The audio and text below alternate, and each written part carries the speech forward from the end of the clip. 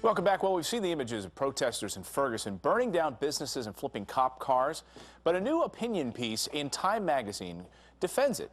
It's called In Defense of Rioting, and the article claims this, I'll quote, "Riots are a necessary part of the evolution of society. Unfortunately, we do not live in a universal utopia where people have the basic human rights they deserve simply for existing. Peaceful protesting is a luxury of those already in mainstream culture, those who can be assured that their voices will be heard without violence, those who can afford to wait for the change they want." Here to share her thoughts on this is niece of Dr. Martin Luther King Jr., Dr. Alveda King. Nice to see you this morning, Doctor. Welcome to the show. Good morning, Clayton, and to everyone who's listening or looking. Absolutely. Let's take a look at, we heard from the freelance journalist there, Dr. Darlena Kuna is her name. And do you agree or disagree that riots are a necessary part of the evolution of a society?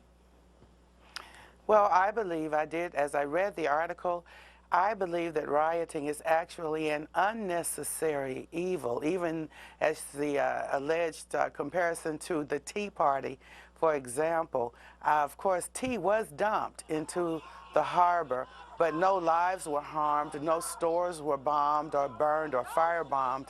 There's a lady in Ferguson, an African-American woman. Her store was firebombed, and I think basically she asked the question, how would this get justice for Michael? Am I supposed to be a sacrificial lamb in this thing?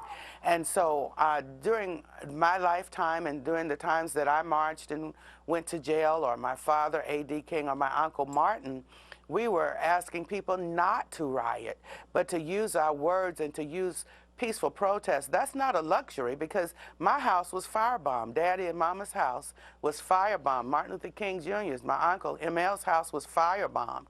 So we did not consider those luxurious days, right. But we asked people to use prayers and words. So really she's making the argument, if we look at these images on the screen here, the civil rights movement, what she's making the argument, these people you see here in the black and white images, they are from the mainstream. That these aren't people who were marginalized, Dr. King. That these are people who, had the luxuries. They had the ability to go out and peacefully march. That they didn't suffer the same injustices that the people in Ferguson did. Do you disagree? Agree?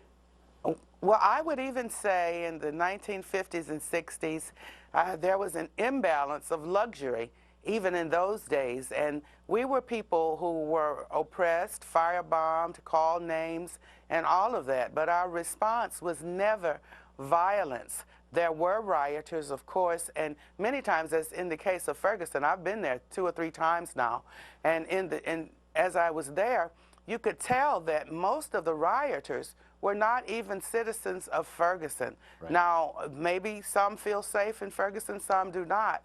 But those who are not choosing violence, I would not say they're living in luxury, but they're using their prayers, they're using their words, they're using peaceful resolution, and that is really sane and sensible. She makes the argument in her opinion piece, Dr. King, that after 1992, the riots in Los Angeles, that violence was a necessary evil here because, the police department in Southern California took notice. They've changed after the violence that led to the upheaval in the beating of Rodney King. What do you say to that? In 1963 in Birmingham, Alabama, I was part of the Children's March experience, and what made the difference there was not the rioting, but the thousands of little children who were peacefully marching, peacefully being put in jail, and there was no luxury there when the dogs were biting the children, or the insults that were hurled, or the water hoses that were blowing the little children down the street.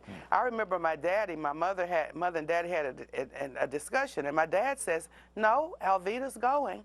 How can I ask other people to let their children go, and my daughter will not go?"